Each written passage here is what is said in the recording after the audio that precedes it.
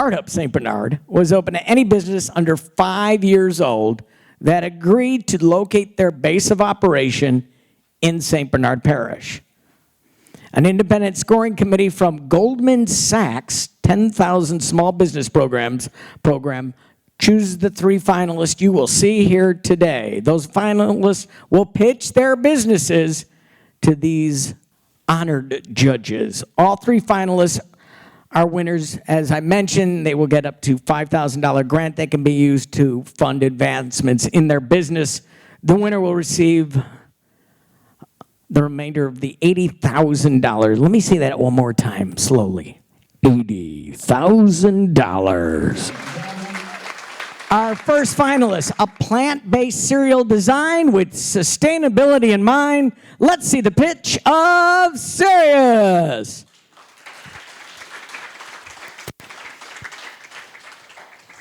Can you raise your hand if you have a box of cereal at your home right now? You're in great company because 285 million other Americans do. Cereal is as popular as ever. We're Ceres, and we created the world's first cereal with 20 grams of plant protein and 0 grams of sugar in every sustainable spoonful. Yeah, so Richard and I were overweight as children, and cereal was at the top of our list. They were our go-to snacks, our go-to meals. And in the summer of 2010, I went into a deep hole into eating a lot of junk and processed foods, which led to my being overweight. And I still struggle with my weight today. And that's a problem, which is why we created the food brand that we're creating. Yeah, so the problem with wanting to eat junk food and sugar never stopped. So we wanted to make it better for people and the planet, because the problem is that cereal isn't either of those things right now. With an average of 19 grams of sugar today, it hasn't changed much from when we were children. That makes it bad for people, but what about the planet? Unsustainable grain farming is a major contributor to climate change. It produces this process called heat trapping, and some of the big cereal companies continue to buy this unsustainable grain. Even the healthy cereals use low-quality, high-emission protein. We're talking about you, Magic Spoon. So we've made cereal sustainable for people and the planet, and we'll show you how. With this, Ceres plant protein cereal. As we said, the first cereal with 20 grams of plant protein and 0 grams of sugar. We boast gluten-free certification, vegan, plant-based, non-GMO project verification, and we recently discovered we're low FODMAP, meaning people who have digestive issues, including myself, can enjoy a pouch of Ceres. So now I'm going to ask that we get samples for all of our judges to taste Ceres. We talk about the quality of it and how it brings 160 calories in every serving with 20 grams of plant protein. But we want to show you what we made. It's fun. It's tasty. We set out to make it like Cinnamon Toast Crunch. So that's what the flavor profile is. We also plan on introducing 2 new flavors next year. And this flavor scored the highest with our 2 first focus panels. So we're going to ask you that you enjoy a sustainable spoonful of Ceres. When it comes to competition, Ceres trumps our competitors in 2 of the most important areas for us: 20 grams of plant protein, 0 grams of sugar. Of course, we boast the non-GMO and vegan certifications as well, but I want to talk about allulose. Has anyone ever heard of it? Exactly. Many of our competitors sweeten these sugar-free flavors with allulose, and allulose is an ingredient that is surrounded in mystery and banned for consumption in the European Commission, meaning our top competitors cannot sell there. We can. We use no allulose. All of our cereal is sweetened with stevia and monk fruit, and we're very excited about that.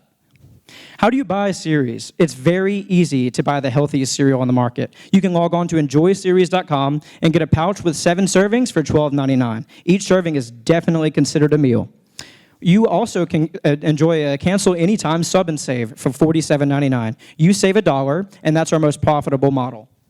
But what if you don't want to buy a cereal on your phone? You can still buy it on the shelf like you used to, because we have made our entry into retail earlier than expected. We currently just recently signed with 2 local grocers in New Orleans, and we plan on a national input into stores early next year. So where does all this great stuff come from? It takes time to grow grains this good, and it starts at non-GMO farms. It's then sent to our co-packer, U-Bar in California, with over 20 years of making high-quality organic and non-GMO products. Then it will come here, because we're excited to announce that every single e-commerce purchase made from Ceres will ship out of Chalmette, Louisiana. Extremely exciting. We will then pick and pack and our soon to be hopefully newly minted micro distribution center and send Ceres to hungry customers across the country, and by this time next year, across the world. So we brought Ashley Vinson, a member of the Ceres team who grew up here in St. Bernard Parish, to tell you why we're so excited to be here. Hi guys, how are y'all? Thanks for joining us on this Thursday. I was born and raised in St. Bernard Parish, or as we call the Parish. This is home to approximately 46,000 people as of 2020. Pre-Katrina, we had about 68,000 people here. That means 1/3 of our population has been cut. The parish, before Katrina, had more life, businesses, schools, and lastly, places to work. Both of my parents commuted outside of St. Bernard for work. My dad, Folgers, my mom, a paralegal, both in New Orleans. A lot of us have this theme here. Majority of our outsource of work, besides those who work for factories, they work for factories here, Valero, Domino, Sugar, and Murphy, right? With that being said, Ceres pledges all operations right here on our soil. St. Bernard Parish has always been home to manufacturing plants. We were even home to a Ford assembly line in Araby. Today, it seems no new manufacturing facilities are planning to reside here. Why is that? What can be done? It starts by creating more production here, and we hope to continue to grow in order to grow St. Bernard. Our goal is to be like Valero, Domino, Sugar, and Murphy. Our heart is in St. Bernard Parish. I love that so much. Ashley helped us understand everything about St. Bernard Parish before then. And I thank you, Ashley. She's amazing. Our independent economic advisory suspected that this can create 18 jobs by 2025. And we'll show you that in just a minute.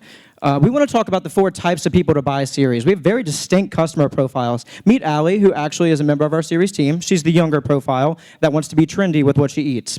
Margaret learned about Ceres at an afternoon yoga session, and she is a borderline diabetic, so this means a lot. Ben goes on long-distance hikes, and as a vegan, he really cares about Ceres. He learned about it on a podcast. And me, someone that struggled with digestive issues starting at 10. I'm a plant-based consumer myself, and I trust my own product. I eat it for breakfast. But it's more than the product. It's more than the people. It's about our commitment to the place where it's grown, something that has never before been seen in the cereal industry. This company, Carbon Cloud, is our partner. They built Oatly's internationally famous carbon footprint. Before we sold our first pouch, we started calculating our carbon footprint, which will be on every single pouch of Ceres. We're also pending B Corp certification, meaning our profits are aligned with our social values and environmental values. But from an investor perspective, let's talk about how 90% in our customer segment say they're willing to spend a premium of up to 10% on a product that they know is sustainable. With Ceres, you have that confidence in every bite. Here in St. Bernard Parish, we're not just opening a distribution center, but we're also focusing on the launch of our sustainable initiative. Did you know that Louisiana is 3 in the country for food insecurity? In St. Bernard Parish, an estimate says 22% of people suffer with it, meaning they lack access to quality, nutritious foods. Not just foods, but quality, nutritious foods. The Sustainable program looks to seek with partnerships to provide Ceres plant protein cereal to some of the 3,000 students estimated to suffer from that here in St. Bernard Parish at low to no cost for them. And yes, we have talked to the school board. Thank you. The market for plant protein is growing. The market for cereal is growing. You may have heard that Magic Spoon, our closest competitor, brought the cereal industry back last month with an $85 million deal. We're going to capitalize on both of those segments by merging plant protein terminology with the growing, booming nostalgia of cereal. We believe we can attain 14 million of that market by 2025, and you'll see how in just a moment. When it comes to plant protein, everything's about meat, right? Like beyond impossible, can it really be? It's impossible. This cereal is impossible. I mean, yeah, that's cheesy, but that's the truth. So we wanted to introduce Ceres to vegan communities, people that otherwise cannot eat cereal. And you might think, isn't all cereal plant-based? Like, I thought that. No. Our closest competitors use whey protein concentrate. So we bring something that's fun and exciting to plant-based eaters that's tasty for people that would never eat a vegan product. What's this look like so far? Ceres has been working very, very hard to raise $73,000 in cash. We have our minimum viable product. It's just about ready to ship. We've sold 4.1 thousand without ever actually moving a pouch of Ceres. With over 60,000 impressions, booming social media, and work through the Propeller Impact Accelerator, which just begun, and graduates of the Idea Village Institute, that's so many words. We've really gotten to know our potential as a business and our commitment to Louisiana. How are people going to hear about Ceres abroad? At the top of our marketing program is something called the Plant Powered Partnership. We've got 2N football players, international recording artists, and Instagram influencers who already love Ceres and are posting about it today. We plan on ramping this up with paid content and social media ads as well. The Ceres growth team consists of MBAs, law students, but most importantly, people in this community with experience, people who have spent time investing in companies like this. We recently signed a massive consumer packaged goods person to our advisory board who's worked with Whole Foods. We have nationally reclaimed marketing and branding people and nutrition experts to help us understand our potential. We're ready to grow with them. Speaking of our potential, what we've all been waiting for, Forecaster, a company that builds interactive financial models, and us have worked very closely together to understand our potential. Yes, we're an e-commerce brand, but we are proving that we can also hold our own in retail. So you'll notice here that we've categorized how we're selling. Next year, we'll overtake a grocery spend in terms of, we'll overtake sales in grocery as opposed to e-commerce. That's because we're going to be laying the ground for massive marketing spend to get people from grocery stores to enjoyceres.com. We expect to break profitability in 2025, and the reason we'll do that is through our sub and save model, our most profitable model, and we'd love to talk more with investors and potential partners about that in further detail. If we win today, very simple. We know exactly what we want to do with the money and the in-kind. The first things first is we can sign our lease and get our St. Bernard Parish distribution center open September 1st to start bringing in cereal from our manufacturer and getting it ready to ship. The second thing is $10,000 cash into our marketing and $25,000 directly to our manufacturer. We're trying to beat inflation by making purchase orders now. But that's not all. Before 2025, as we promised, we hope to hire exclusively here in St. Bernard Parish for our distribution center. And in-kind contributions will help us a long way. We're seeking intellectual property and quite a lot of other clerical things that need to work in order for us to be a high-functioning company. So our final question to you is, are you ready to enjoy a spoonful of sustainable cereal? We're Ceres, and thank you so much for listening to us, St. Bernard Parish.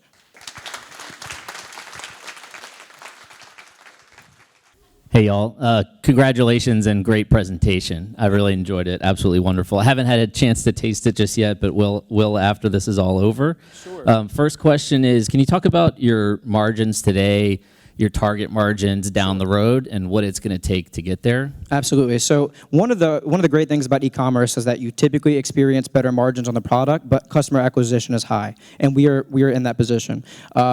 Ceres online, our margins are about 42%. In stores, they drop drastically to about 20%. That is a volume solution. But really, our focus is on e-commerce and building the brand. That's where we have laid everything. So as it stands now, it's about 42% for single pouches, but we get that up to 47% with sub and save. The goal is to break 50%. Well, congrats on just breaking anything at the moment. A lot of folks have to go under in order to acquire customers in the early stage. I'm sure you're still going through some price discovery, so that's wonderful. Can you talk a little bit about your co-packer relationship with U-Bar? Yes. What the terms are with that? How many co-packers did you explore? Sure. And what will it take to actually one day build a manufacturing facility here in St. Bernard Parish? That's a great question. Thank you. So we wanted to do everything here. We are all from Louisiana. I'm from Livingston Parish. She's from New Orleans, and she's from Chalmette. We love it here. But there's nothing like this that exists. To make this type of cereal, you need an SQF Level 3 certified manufacturer. That basically is lingo for this company can do a lot with grains. There is not one here. And there are only about 7 capable of doing what we want. Our closest competitors use the other 3. Ours is U-Bar.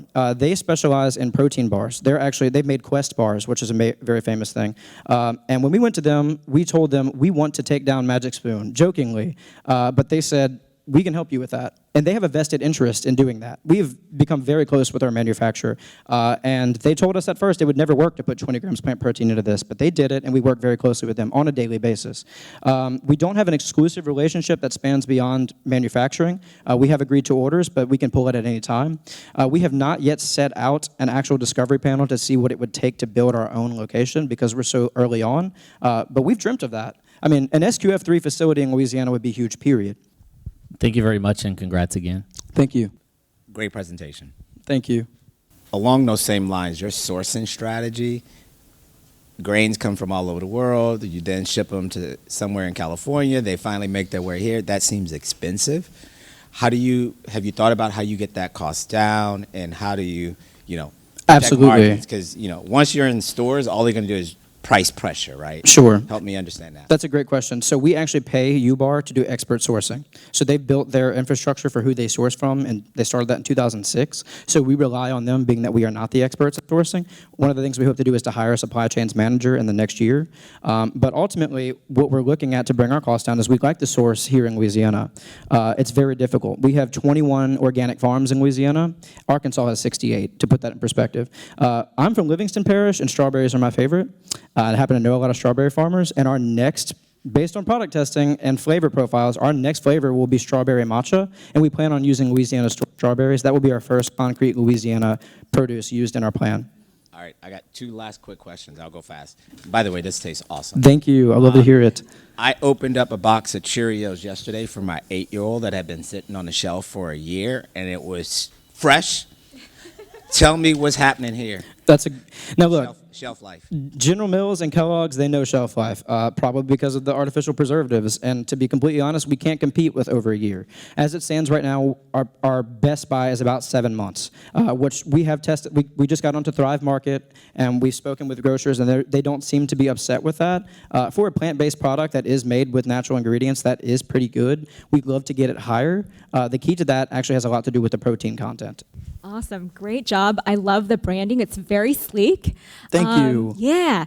So talk to me about your about the grocery store strategy. Sure. How are you guys going about that? Thank you. That's a great question. So Dennis Ring, the founder of the 365 brands at Whole Foods, we met with him for a while yesterday, and his conversation was, this is store ready. People are going to love this on groceries. We have always felt that we were an e-commerce brand. That's how we built it. You see the colors, you see the content.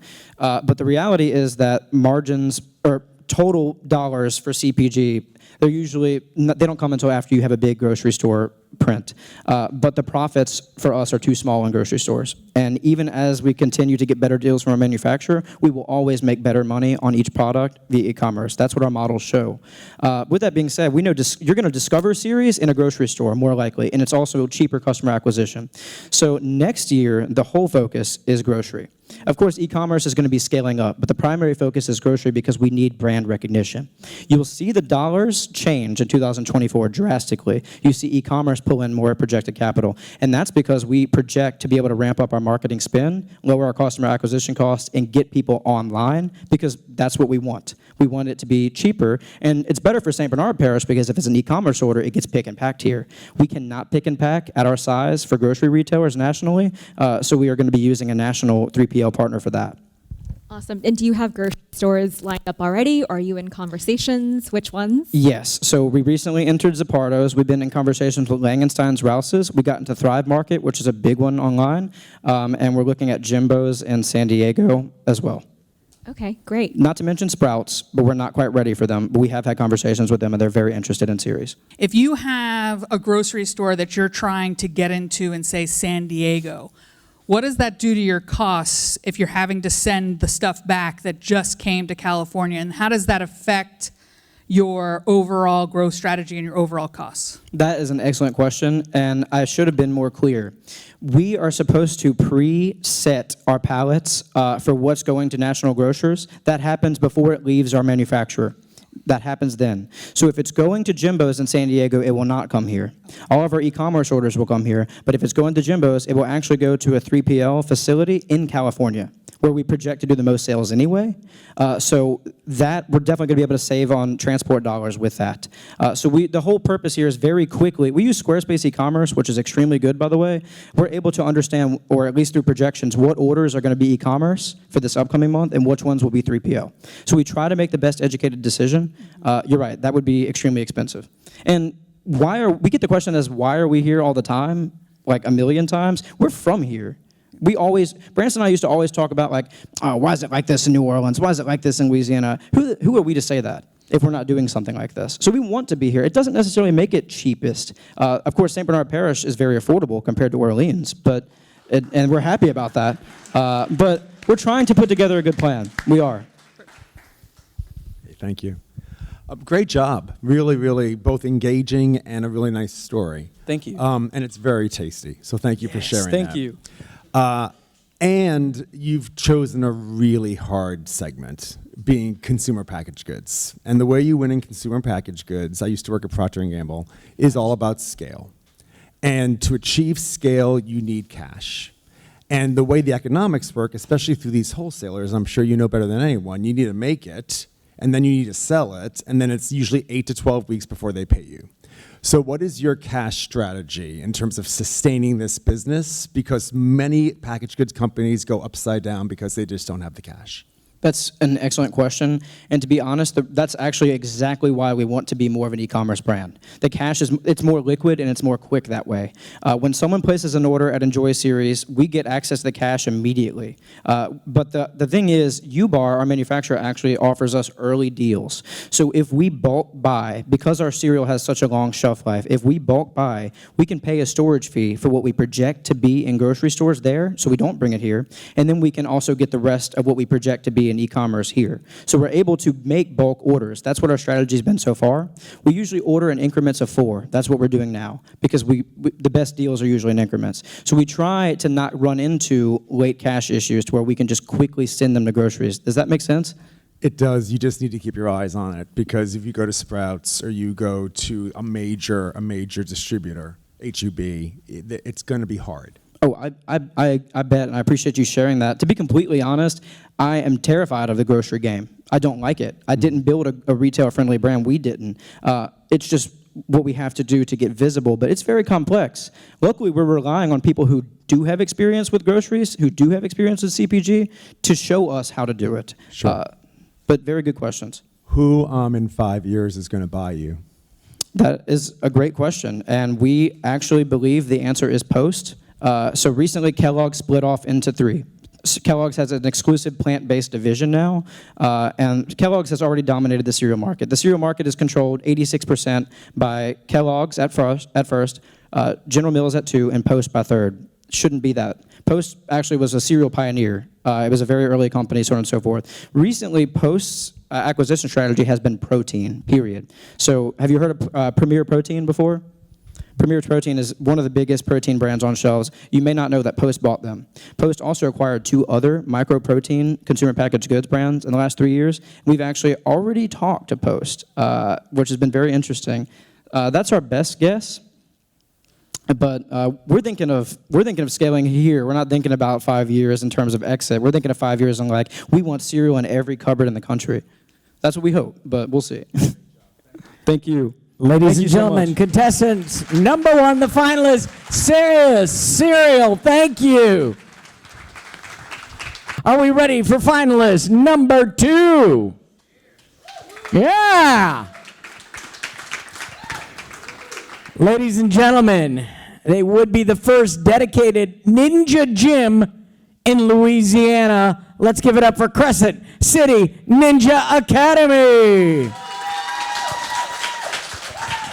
All right, thank you guys. We are Crescent City Ninja Academy. I'm Terry England, co-owner and head coach. This is my wife, Tara England, co-owner, and she is the assistant head coach. This is our son, Zachary.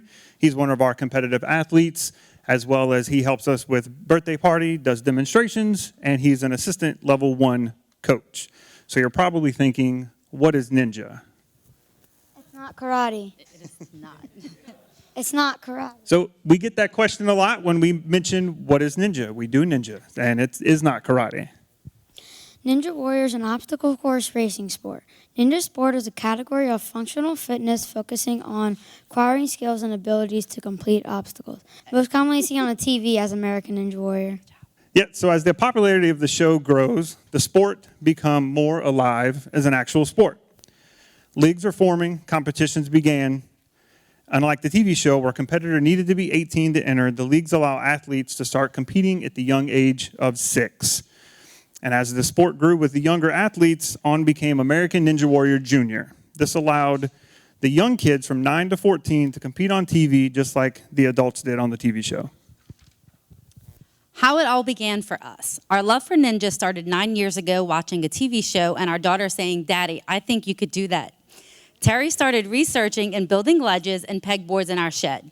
The first time he hung from these obstacles, he quickly realized he needed some more training. We had a ladder that was used as monkey bars and ropes hanging from a tree that our then 2-year-old started attempting to climb. As the years went on and we learned more about the sport, we started competing. We built a rig in our backyard that went through many different phases, and we added on as we could. The more we built, the more times the boys spent outside, and soon after, I joined in the fun. Today, we have 3 lanes of hanging obstacles and a wide variety of balance obstacles. We have invited ninjas to train at our house over the past year and a half, including 3 locals who appeared on American Ninja Warrior this season. We have ninjas as far as Pensacola come to train with us. Currently, we offer a kids class, an adult class, and a mini ninja class, as well as open backyard on Saturdays. The New Orleans weather makes these classes outdoors very unpredictable, which is why we decided to start our business this year in the hopes of having an indoor gym of our dreams. So what could a gym like this offer to the community? So our main focus is ninja classes. Athletes would be assessed upon signing up and joining and placed into the correct level of class.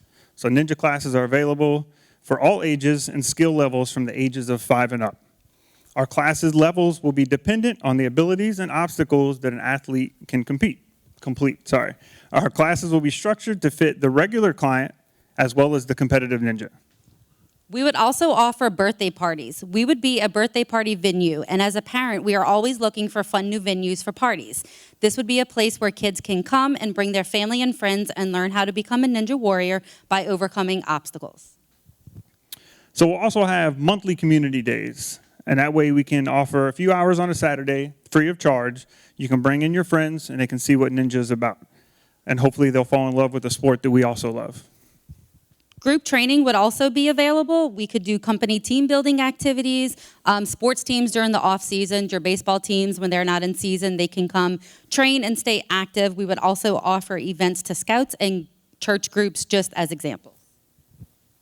And then we would end that with monthly ninja nights. So once a month, we'll have an in-house competition. So these are fun style course, and this helps with the competitive ninjas and the non-members. And it helps shaking their nerves when they're competing. So we also have competitions will be a huge focus. They come to St. Bernard Parish, and they will be here, and a lot of our ninjas call these ninjacations because they travel as families, and when you're traveling as a family, you need stuff to do when you're not competing. So that means they'll be staying at our hotels, eating at our local restaurants, and finding venues local that they can come and have fun and entertainment. So this is just one competition that we went to last year. That's our son Zach on the starting block. This was just during the 9 to 10-year-old age group, just to kind of show you how many people did come. This was in South Carolina. So we would be inviting this many people, and there's 6 different age groups for the different leagues that we do. So this is just the 9 to 10 age group. So just to show you how many people actually do travel for this sport. So then we have some projections at the end of 6 months, $125 per membership. We're looking to end with 50 members. And then after 1 year, the goal is 75. And to help round out that revenue for the year, we have birthday parties and the group events that we plan to host. Those events start at $250 per party, and that's for 15 ninjas. The extra cost after that is $10 per ninja. We also offer our open gym settings. That's a supervised setting that a non-member can come and to the gym. It's $20 per ninja. Typically, this is when Zach would bring somebody from school that hears about ninja all the time. They bring them in, they try it out, and then luckily they return as a member. As we just mentioned, competitions. We plan to host 3 league competitions the first year, as long as our monthly house competitions, and we'll do ninja nights at the end of the month. And the ninja nights are $15 per member, $20 for non-members. So with this, we've calculated that these memberships and these group trainings will satisfy our overhead and make a scalable profit in our first year. We're projecting to end the first year with around $112,000 of yearly gross. That puts our annual operational profit close to $27,000, which would be about a 24% profit margin. Another thing that this gym could help with the community is to help fight obesity. Did you know that Louisiana is ranked 3rd in the percentage of obesity in 10 to 17-year-old kids? And how do we fix that as a community? We do that by targeting our children and getting them active. Our classes are designed to challenge them and learn new skills and abilities, all while getting their bodies active and healthy. During our classes, kids feel like they're playing at a playground and they're not really working out. It gets them off of their video games and cell phones, and we also plan to include a 5-minute focus on healthy habits at home once a week.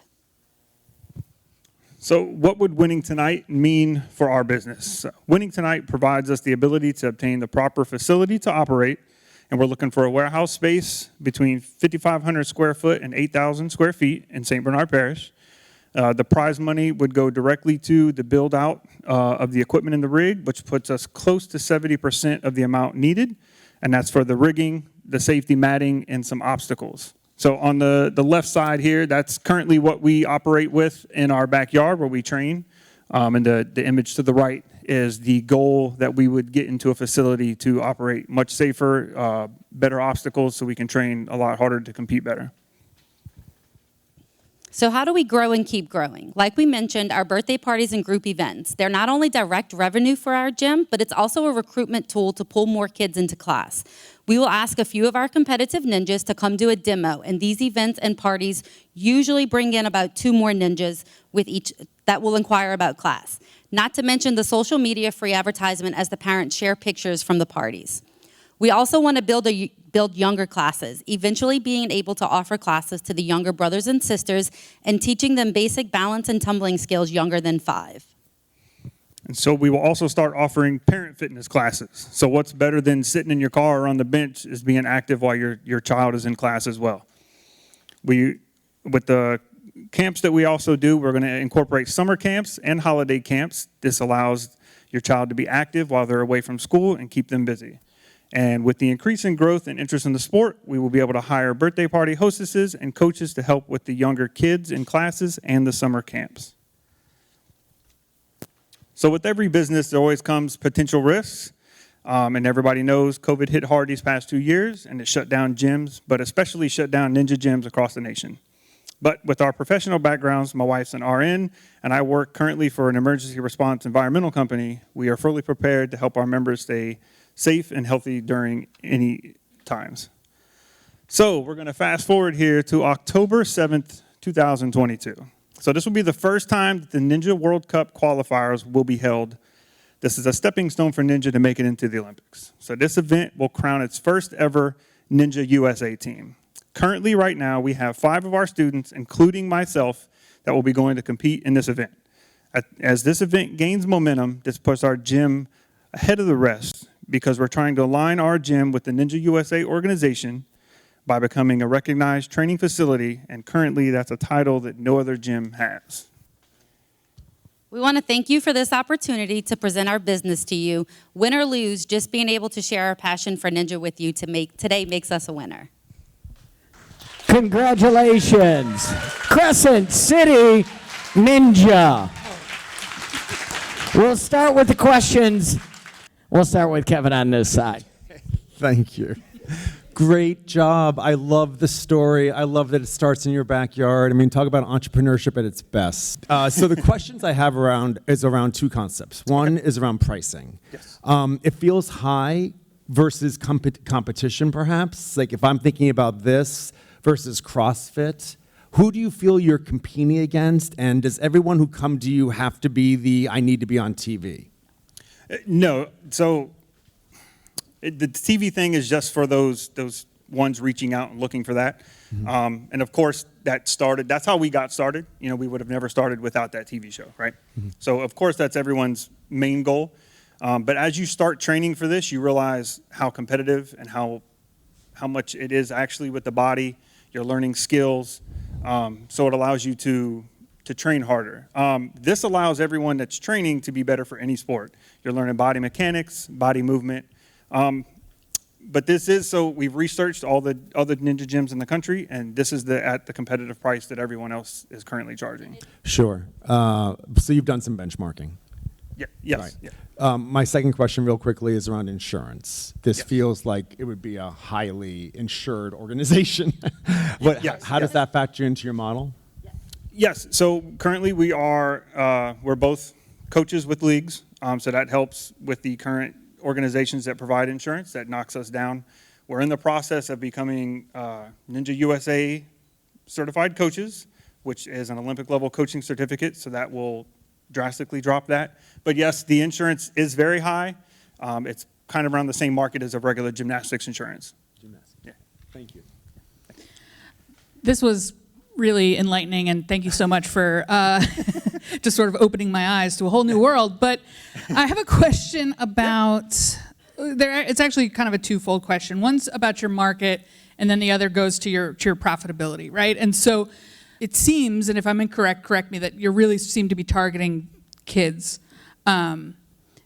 What validating information have you had through customer interviews or just conversations or secondary research to validate that that's the right direction? Talking to schools, research groups, camps. So the big thing is they're reaching out. They're looking for other venues to get the children active. And we are targeting the kids. Us specifically.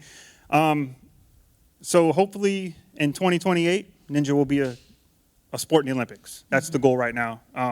I'm in talks with some Ninja organizations to get that working.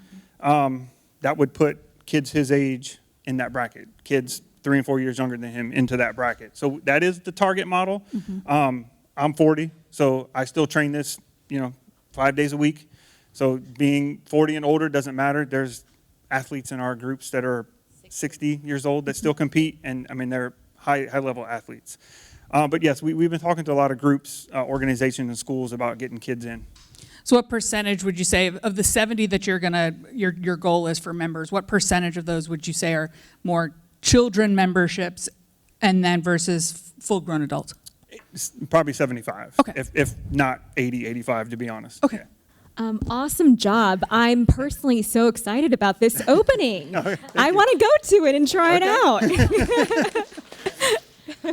So similar to Emily, I want this gym to exist. I want you all to be profitable. Can you talk through your first year of expenses? And I wasn't quite sure, are you renting the gym in the first year? Are you going to have a lease? Are you purchasing a facility? How did you come up with the $27,000 in profit? That's about $80,000 in expenses? What's that breakdown? Yeah, so it would be close to $8,000 a month would be our expenses. Okay. And that is leasing a facility, Okay. the insurance, and then any extra amount of loan that we would have to pay back, which is lower than what we estimated at the beginning without, of course, of winning here with anything that comes from that. What's your target for how much you're paying your lease? And then also for all the equipment, what's your capital expense look like? The target for lease, we're hoping to get around $3,500. Okay. And that puts us right on level to stay at least even until we break the members. What about for the equipment? total equipment cost is close to 110. Got it. Okay. Yes. Got it. All right. So I coach a travel baseball team, and every parent on my team spends about $50 a month for one night a week at that facility. If they wanted to bring their child all the time, that number would go up to $75, $80.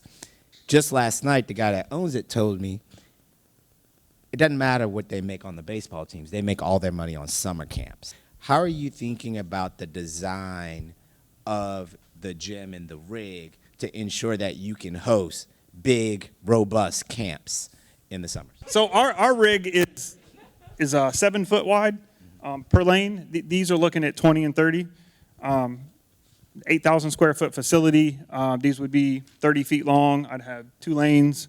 You're looking at easily 40, 50 kids underneath there. But keeping it safe, we try to run it through as like an obstacle at a time. Keep everybody in line. So you would pile through, do the monkey bars, and then just keep going. And as you have the larger the party, the more hostess birthday party workers, you just keep them in line, kind of moving them through each thing after. And depending on the size of the party, it would be, baseball team would be prime example. You guys would be the ones we'd reach out like, hey, you guys want to compete against each other? Because I can set you a course up.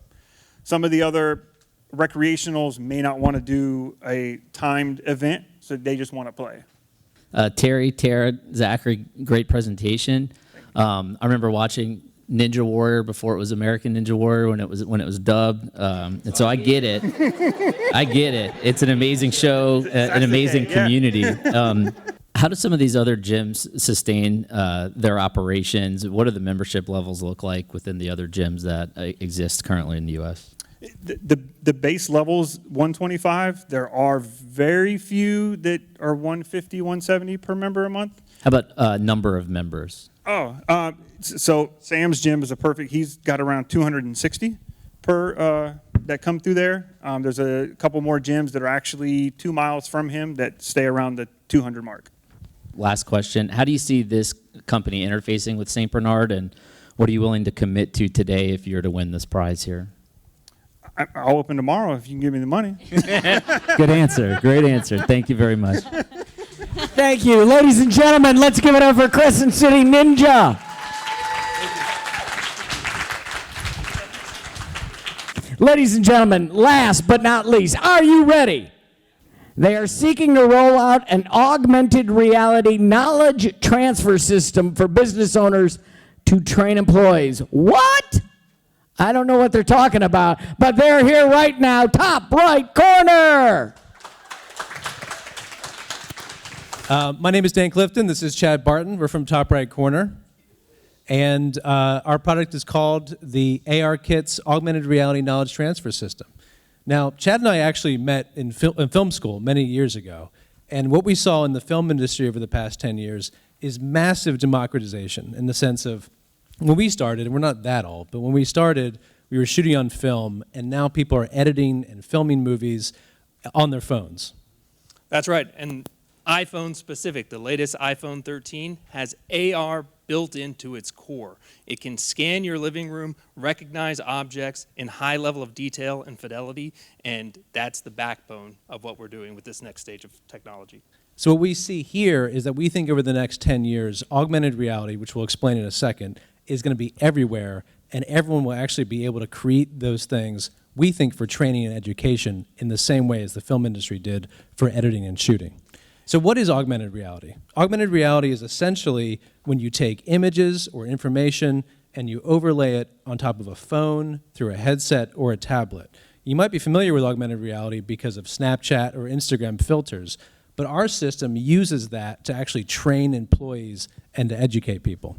In this example, we think in 5 years, you'll be able to open the hood of your car, put your phone over top of it, and it will tell you exactly what's wrong with your car. And that's coming very soon. So in this example here, I mean, we're doing this right now with huge, huge companies. And augmented reality allows people to go to a job site, they can have a tablet, and essentially they can overlay it and they can learn a process in the field and they can practice in the field instead of just being in a classroom or reading a 40-page PowerPoint.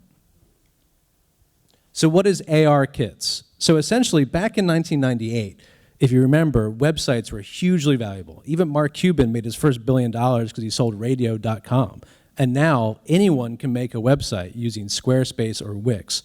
So what we think is that in the next 10 years, even though augmented reality is super, super new, we think eventually people will be able to do the same thing with drag and drop services like Squarespace for making a website or like iMovie for cutting a film. Our product is a software as a service that will allow local businesses to do drag and drop to be able to create their own training in augmented reality without any knowledge of coding or any other technological process. So how it works is essentially a small business can take their assets, can take all the things they would use to train in a PowerPoint or in a manual, and they would upload it to our system. Our artificial intelligence would also work with models of their buildings, models of their processes, and it would ingest it into our system. Eventually, that client or that subject matter expert would be able to drag and drop and create their own training platform to teach their own employees without actually understanding anything about coding or 3D objects or any of that. It would end up with an end product. And so why are we talking about 10 years from now, and why are we talking about it here? Well, there's a ton of companies in Silicon Valley and other places who are all over this technology. You know, Google's making their device, Apple's making their device, Meta, Facebook is making their device. We have been working with that technology for 2 years intimately, and we know to get where we want to be, we need to start now. But what can we be doing right now that's important to St. Bernard and important to us? In 2021, Deloitte and the Manufacturing Institute predicted that there would be over 2.1 million U.S. manufacturing jobs that were unable to be filled. This is a manufacturing town. We talked about, our series talked about how the population is shrinking, right? How are you going to build out a manufacturing community if there's less people capable of working in those facilities? How are you going to continue to compete? We have an answer for that. But first, let's talk about the consequence. What does it mean if we don't have those skilled workforce? We can't increase our revenue, which means we can't buy newer equipment, we can't hire more people, and we can't reinvest that back into this community. The result of the study, manufacturers said they cannot meet current demand. What did we see in the pandemic? Major supply chain breakdown, right? There's a lot of opportunity in manufacturing right now. What is one of the main things we're trying to tackle? Knowledge transfer. By 2030, all baby boomers will be 65, legally capable of retiring and collecting Social Security. Modern economics say they may not all do that, but this is happening.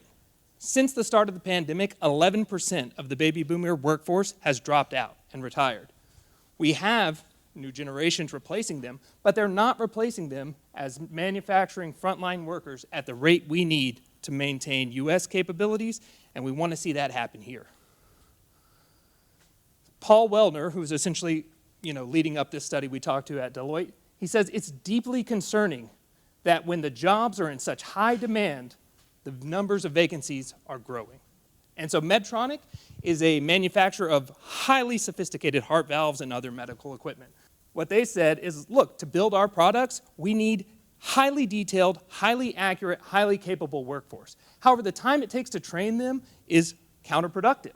45% of manufacturers admit to having to turn down business because they cannot meet demand. The people who have the jobs today cannot maximize their production because they don't know how. They don't have the technology and they don't have the training. Eaton produces grids for electricity generation companies, right? They hit the problem on the head. Its solution is technology. We do not have access to the best possible tools. The folks we do have are an entire generation behind what's available technology-wise. So of course, Meta's putting out cool stuff. Apple is making really neat things, and we all like to text on our phone, right? But how do we use this to solve problems today? That's what we want to do. We want to get this 77% of frontline manufacturing workers the technology they need to respond to this problem today. And what we want to do works. PwC, PricewaterhouseCoopers, one of the big four accounting firms in the country, conducted a study on XR efficacy in training. Now that is VR and AR. We're specifically touching on AR, but what they found is 4 times faster retention of knowledge and ability to deploy that in the workforce. Almost 300% more confidence in the folks who took this training via VR headset than individuals who did similar control tests in classrooms or the 40-page slide deck we talked about. What's really interesting is those individuals considered themselves 3.7 times more emotionally connected to the content that they were learning, and they proved to be more focused. Some of that cool stuff with the eye tracking, maybe not so great when you're looking at an ad on your phone. It's pretty cool when you can see who's paying attention in a classroom with highly complex, highly detailed material. So we've thrown a lot of stuff out there, obviously. And the question is, how does this impact St. Bernard? Our goal is to take this technology and build it out with St. Bernard Parish-based businesses to really improve them. And so here's an example. Nunez College here has an amazing aerospace training program. It's one of the best in the States. But even in talking with them, one of the main issues they have is they don't have access to the specific equipment that's at the Michaud facility in Louisiana. They only have it at best maybe once per year to actually go there and see how these practices work. Our program would allow them to actually build out an AR training facility, which would allow them to actually go any day they wanted rather than once a year. Which they can access at home in the classroom with highly tailored, professor commentary through our apps.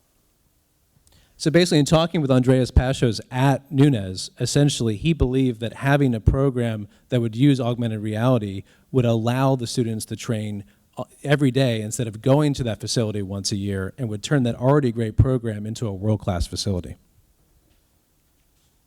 So how does it actually work? We actually built out a demo here. We have a process we talked with Nunez about. It's called friction stir welding. And this is a very basic demo, But essentially, how it works is someone in the classroom off of a QR code, which you probably saw during COVID on menus everywhere, we essentially launch all these things that happen in front of you off of the QR code. So instead of seeing a video or looking at a PowerPoint, you're actually able to launch this and look at it in front of you in your real space, and you can interact with it, you can follow text tools, you can do all these different things, and you can look at these different processes from any angle. So this could be used in the classroom, it could be used on a job site, it could really impact almost any business that you wanted to apply it to. This specific model was made after we learned that we were finalists in this process, and so it is a fairly crude rendering of what we're capable of. With the power of the subject matter experts and the facilitators and administrators and teachers at Nunez, this would be a step-by-step instruction that was interacted, that was narrated and dictated by somebody who's going to show you how to use it and that can manipulate it in real time. At the end of a semester, it can be updated to account for new information or better processes, or if they have the latest and greatest technology, they don't use the stir welder anymore, right? This is not legacy equipment that weighs 2,000 pounds and sits in a warehouse somewhere, right? Rinse and repeat, make it better, fix it fast. Yeah, so essentially what we do, if we would win, what we would do is we would build out this first pilot program with Nunez. And so we'd work with their curriculum to build a specific AR curriculum. So as our business grows, we would build it out with a St. Bernard Parish-based business. From there, we would also target other businesses in manufacturing, with renewables, with refining, and we would essentially inject all of this technology into St. Bernard. So as we grow and we find business partners and clients and customers outside of St. Bernard, we'd be building the local businesses with that as well. And hopefully making the businesses here much more competitive because they're frontline first access. With programs like what you're doing here today with Startup St. Bernard, we can provide these services at highly subsidized rates, basically cost, to get out there. That's going to open up, opportunities to somebody like Domino Sugar, who can get access to that technology without having to take the risk of a full-fledged investment. Yeah, so basically what we want to do is have AR Kits be a sort of an anchor tech business in St. Bernard that can build out from there. So by plugging into the local economy and business sphere, AR Kits will elevate legacy parish companies, and we want St. Bernard Parish to be sort of a beacon of high-tech jobs in the developing Silicon Bayou. So what's the opportunity in terms of dollars? Well, we did a broad canvas of multiple highly reputable sources, including Deloitte, PwC, Valuates, Grandview Research, and Fortune Business Insights. These are third-party service providers who got a little more in detail. What we saw is that by 2026, PwC believes that AR training and development can be an $87.5 billion market. Now that is global, with an impact of $92.5 billion on the GDP. So that is, taking into account that training and the increased productivity. We've broken this down further to what we think is actually local and achievable U.S. and specifically, and think that's still $18.6 billion market opportunity. Now, we're not going to sit here and tell you we're going to be the only competitor and we're going to capture all 18 billion, but that sure gives us a lot of margin for error. Oh, and sorry, one more thing I want to hit here. Compound annual growth rate of 40%. We looked at 5 different sources, and they all shared above 40%. The lowest was 40.7, the highest was 48.6. So why us and why Top Right Corner? So Top Right Corner already is one of the leading immersive technology providers for industry in Louisiana. And with this spin-off company, we want to bring AR kits to even more providers. We currently have a contract with a Fortune 100 company, and we've been part of the award-winning LED Fast Start program since 2020. We've seen this market locally evolve. We've seen the impact it has on these large-scale businesses, and we're looking for a way to bring it to more folks more efficiently. And really, that long-term view is get way out ahead so we can be competitive for a long time. Yes, I mean, the growth is going to happen somewhere. Like, this stuff is coming. And so our pitch with AR Kits is essentially take stuff that huge companies are doing and doing it here in St. Bernard to allow small and medium-sized businesses to benefit from something that usually a massive business would have. And I think with AR Kits, we're able to build this sort of drag-and-drop software-as-a-service program that will allow businesses anywhere to be able, with no coding experience, create their own programs that only a massive company would have. That's it. Thank you very much.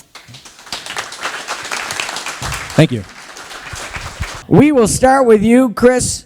AR, VR is definitely happening. Training, workforce, tax credits, awesome business. Help me walk me through the existing company and the spinoff itself. Is this spinoff contingent upon the prize dollars, or is this happening regardless? Well, that's exactly. I mean, we believe in this idea no matter what. I mean, Top Right Corner has been in Louisiana for 5 years. We make video games, we make training applications, all the things that we've said. So we already create those for large companies, and by doing that, that's actually what educated us to have this idea.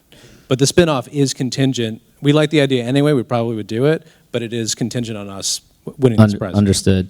Can you talk a little bit more about the actual drag and drop piece of this? I'm familiar with kind of AR, VR training, and I see the vision of the drag and drop piece of this. Can you tell me a little bit more about that, as well as the Domino Nunez kind of pilot?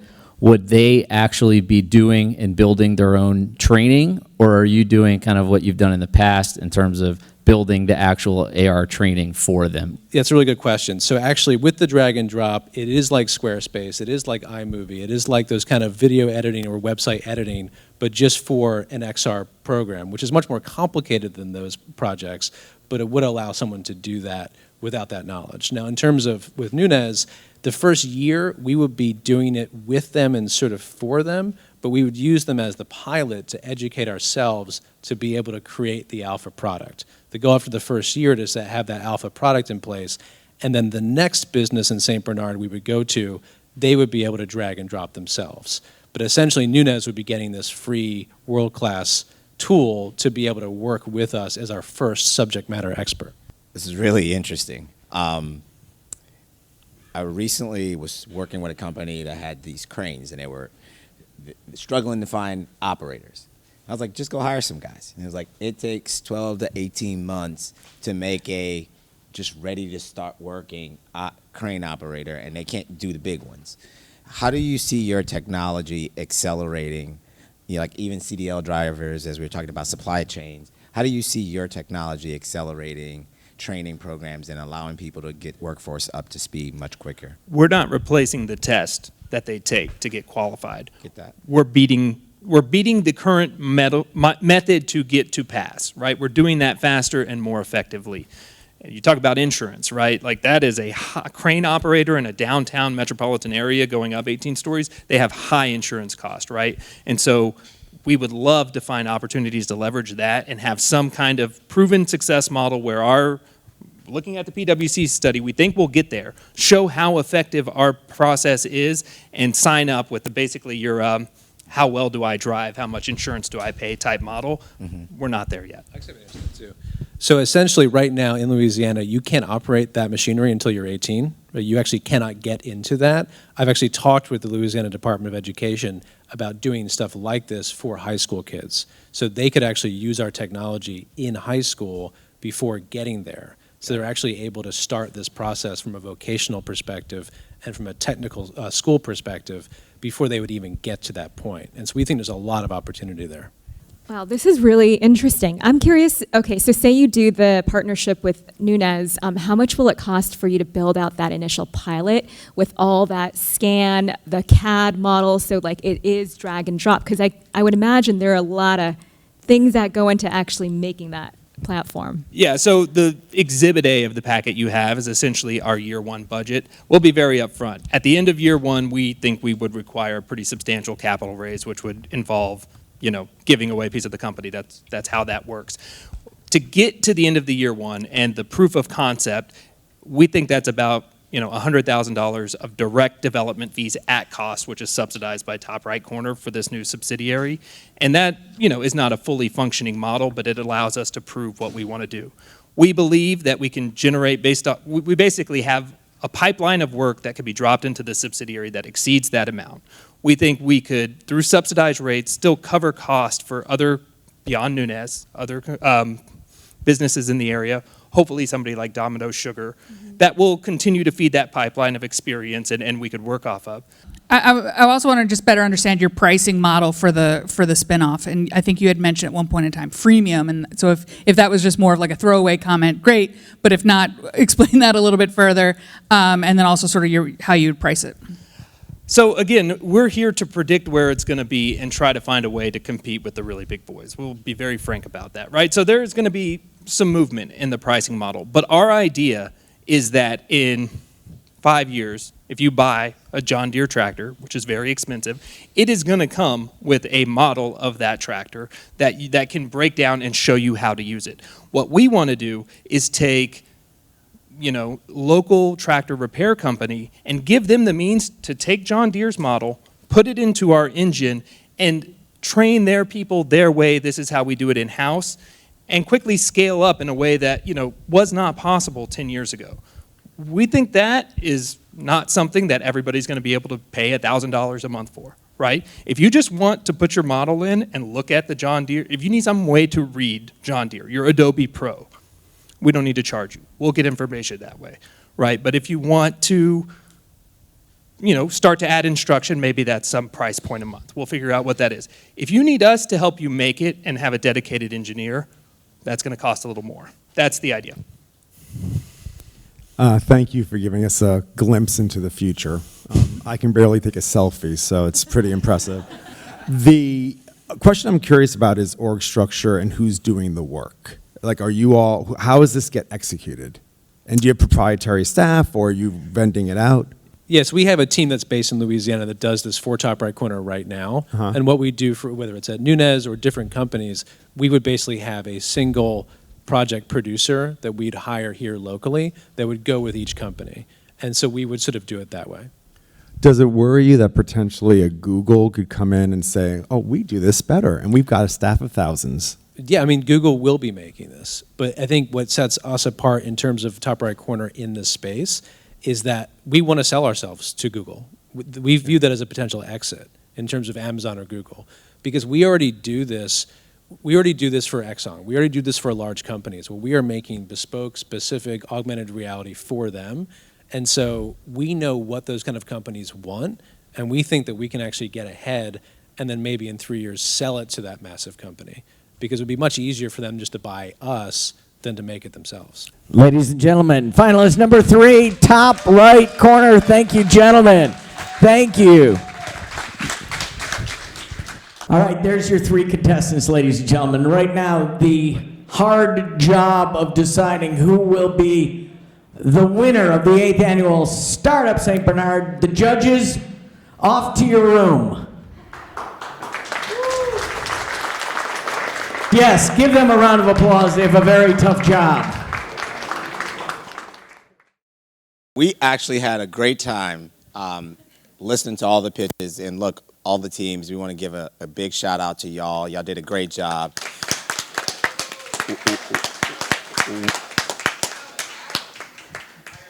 Higher up, Alan. I tend to have a bad habit of that. Zachary, big shout out to you. We know coming up here is not easy. This is nerve-wracking, and if it isn't, then you're just a different kind of person. But thank you guys. You did a great job. Shout out to Startup St. Bernard. I think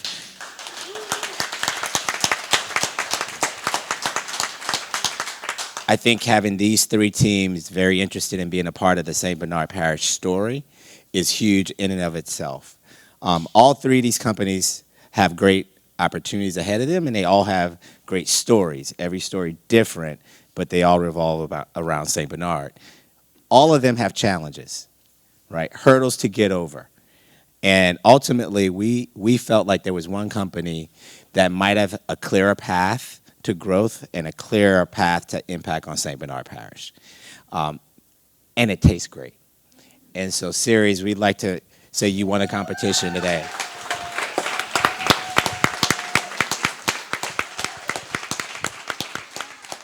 We worked extremely hard on this, so we gave the best we had, and that was the best we could do, and we were confident in that. But both other companies gave incredible pitches. So we watched the entire time and thought of ways we could use their products and be a part of them, because this Southeast Louisiana entrepreneurial ecosystem, that's what matters to us. It's not a thing of like, oh, we're versus them. Thing is like, we're here, we're from here. We want to be a part of it and support. We're just very, very grateful that we won, because it's going to help us incredibly. As soon as this cash clears, we're ordering a massive pallet of Ceres plant protein cereal. And the moment after that, it's going to be distributed to the place where we signed the lease at here in St. Bernard Parish. Whether we won or lost, we were going to be a part of St. Bernard Parish. This makes it a lot easier.